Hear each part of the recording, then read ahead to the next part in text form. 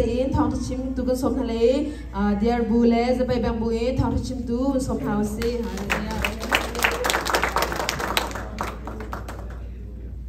hallelujah hallelujah chan tha chan sunai ka bedu ka mi ka moi ba Jesu Christ min thiam tham ra sikau se amen mai ka thlen ta to le mo thang view ka tha le hello thank you okay bai ba kan de chok ta le mo so luka thong tha period kulit tuning grelai long i an ka lewa chu Jesu chu anghet kitu fa ngai tili chunga chu arung sang jamai long chu ti kha ni azai anthin an phangai ngai azum tu na chu Jesu sina kha an rai an hlau i sia kan thi deng mang ko hi anti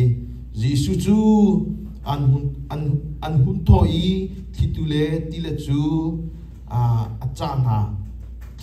chia chu adai i ze dong via te chu dai zik in an amen chu azul tu na chu atho na i ko zai ada nan zum na chu khum tia atina chu thian kan nami boi panin chona kan pe ko se kan dila kan thuna lai tu ni kan dila i from now city gru mi chu Jesu kha hlau se tu hi ka mona kapa jong ka mui ka long along mai te chlong slo ka min no jong tu ni he kan tling ngai an tam ngai ka min no foi tu bo he an fik diu te na so pathian tu ni mai le mam tuk in lam foi na so chua pe chin na so mai le chu PMC min no jong kha PMC min no he AUPC min no he ti ulai ka mak chu min no pakha kan si ko cha thi pakha kan to mi popo wa kha ready te pe ko no te mi jong kha hi ka mun he wan chim ku du mi se kriya pum kha kan se hallelujah khwa kro tar ngai mi su ti long chunga an lewa khan Jesu kha an ma he ko we ti se ka chim nu mi tu se ta si ti se chu hi walai chung har na chung hi walai chung kan lewa hi har na chung ma kan lewa jong ai Jesu hi kan pong ve ko Jesu kan sina ronga Jesu an sina ko ronga kha ti la kha tho lo ti du na silem lo ti la kha tho ko cho Jesu it ko cho sina de ti la tho ko zai dong bia de asa du pathiam ko na ti la tho ko ti la tho ko an zo mi minong sina an zo cho zai da ti via de kha an lak je mai long chu alu mi via de kha alenga chua ko an zo an tha jang ne chei de lo ye adok na chu Jesu khan lo boi pa sia pa kan thi chang lai hi tho tua kan kham tua lo ante Jesu chu atho ye ki chale ti la kha dai thi han me de ni ya o Jesu ni azau na ye ma lo Jesu ni question atwa mi kha ado mi se khoi se ya da nan zum na chu nan chia ye di hallelujah arwang chu Jesu ni kha an zup na kha pe chang na ti na sala te apek lo mi na chu ko da nan chet je bi ha pum chlo cho ja angki kan pe bi ko ga dan na chet ni lo kan pe lo mi bi kha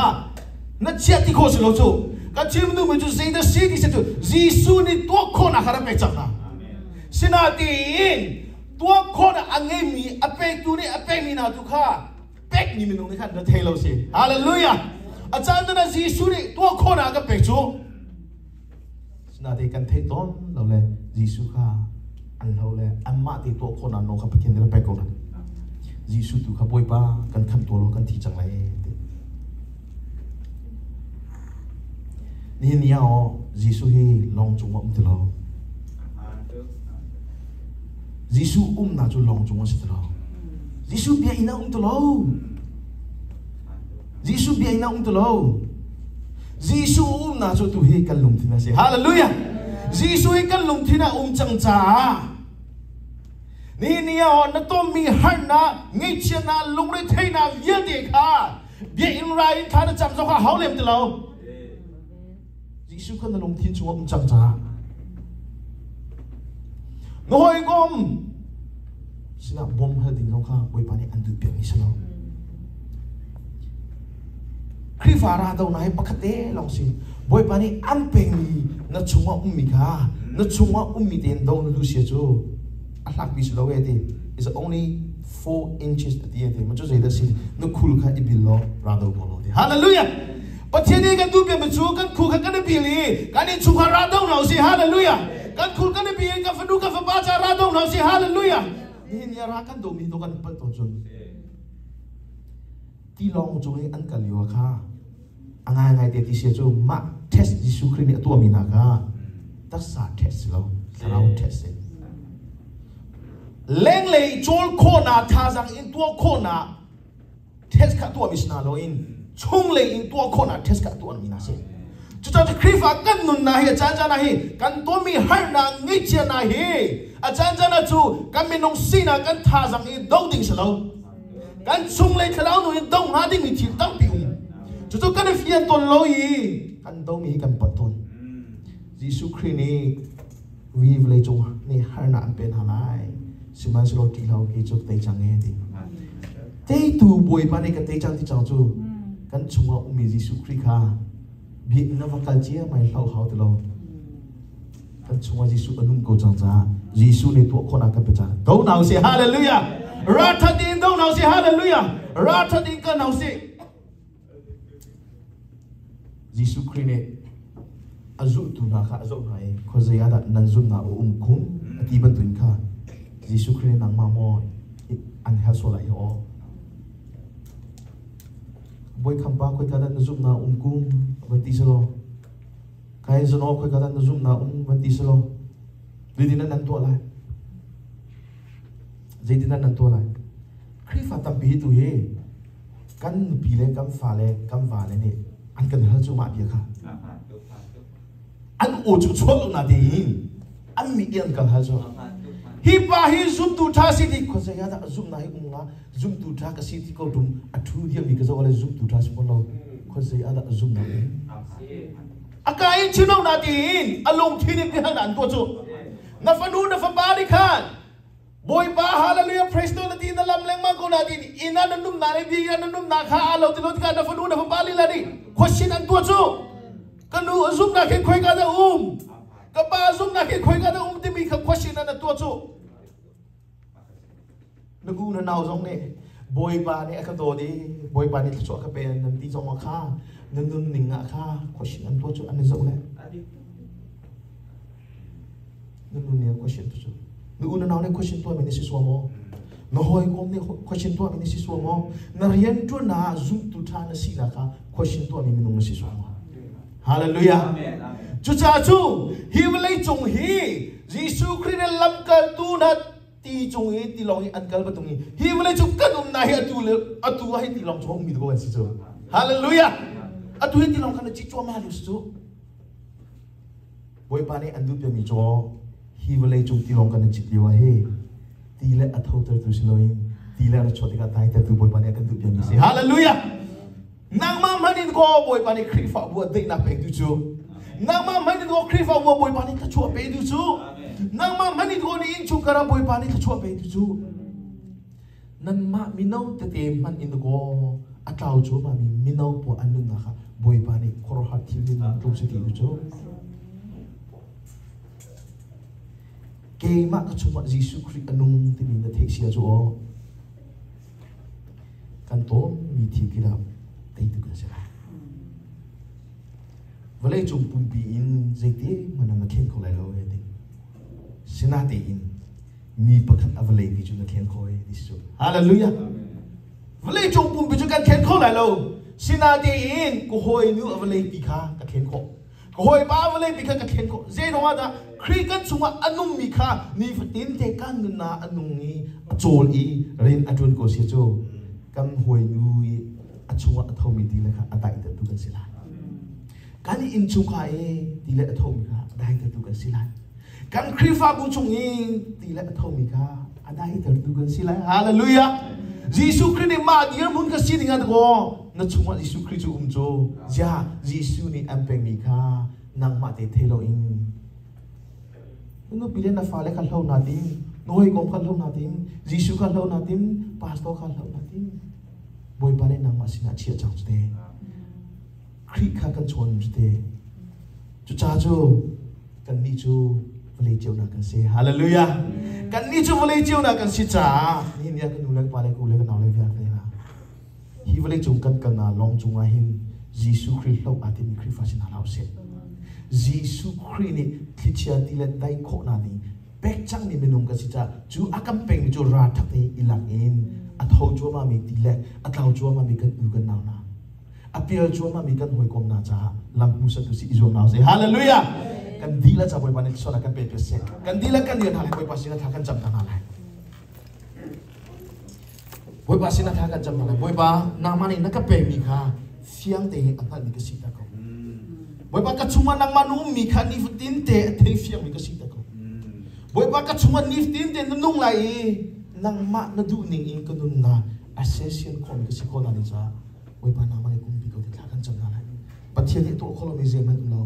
ni nia kri fa bu zong se ni in chuka zong se nan num na zong se na ren zong se thi chia ti la chu a thau ko lai vale si cha sinatin kamma chu thi chia ti la chunga ummi kan se hallelujah thi chia ti la chunga akan ni kan se hallelujah chu cha chu Jesus Christ so buin Jesus Christ kan na ummi kan niftin te kan the kan cha boi pa se hallelujah voi thum kan au na lai tha kan cham na lai mo kan dila au na se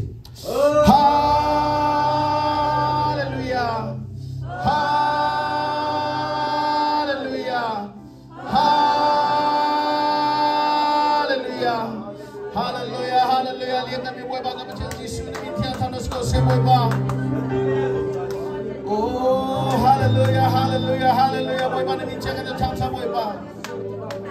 boy ba se dong de nama de sing kan nabi boy ba nang mani nagam pe ni chu boy ba tua kona thona khili kona boy ba nang mani nagam pe boy ba tau chu ma mi ko ding ale boy ba oh hallelujah biar chu ma mi kham ding boy ba nang mani riam sia ni ka siga kan kali boy ba si thil bo ka tua ra tha de kan to phana ni cha hallelujah na chia thrau lila ni boy ba nang mani fia na gam pe lo boy ba nang mani lam kan fe ko de na sina tha kan chap se hallelujah hallelujah boy ba na mi chia kan tha tha ko boy ba nang mani sina je nang ya de kan pe boy ba ika mo na boy ba hidia the ni kan dila kan na boy ba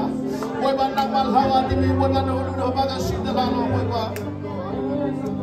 nang mani na kan pe mi du kha boy ba kan de la ke boy ba mai le kan ni si ko na ni cha cha kan jam oh hallelujah hallelujah